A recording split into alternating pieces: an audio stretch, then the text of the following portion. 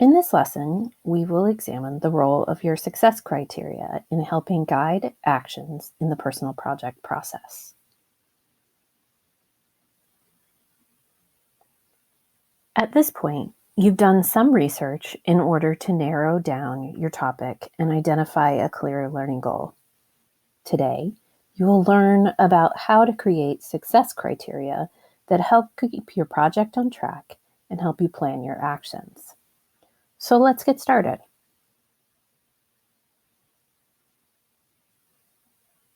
As we've discussed, your learning goal needs to be accessible. You need to know whether you've met it or not, and this should be evident in the final product or outcome you create. Success criteria are how you measure your final product or outcome and how you know you've met your goal. Because everyone's goals are different, you have to choose a method for measuring your success. Your success criteria not only help you know if you met your goal, they also help you develop your plan of action to get it done.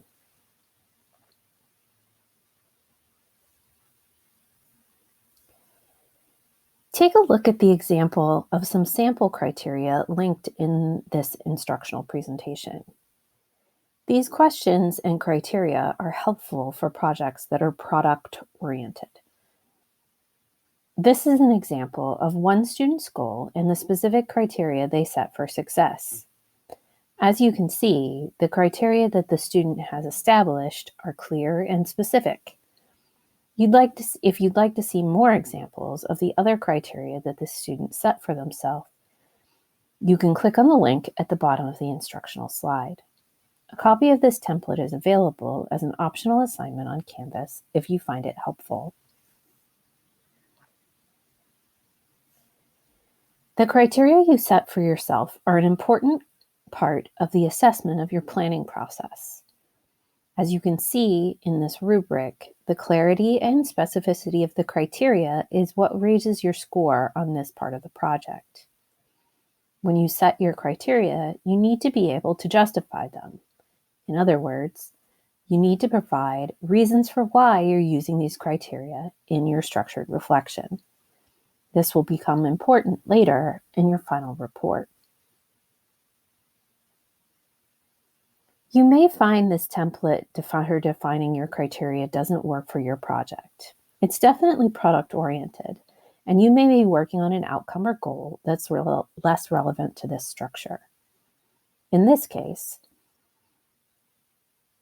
check out this Canvas resource called Tips When Writing Criteria that is linked in these instructional slides.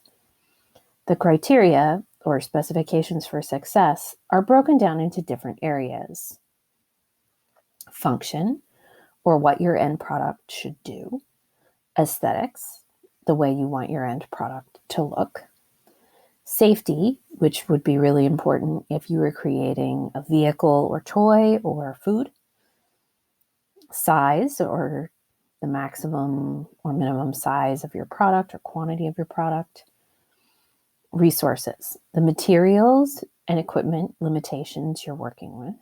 Cost, and there you want to think about your budget. Personal projects should be low or no cost whenever possible. The location, taking into account whether a product or event is indoors or outdoors.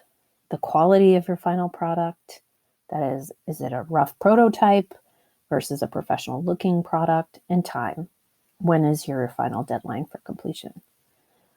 Obviously, you don't need to write criteria for all of these areas, but you may pick one or two and use the prompting questions in the linked document to help you.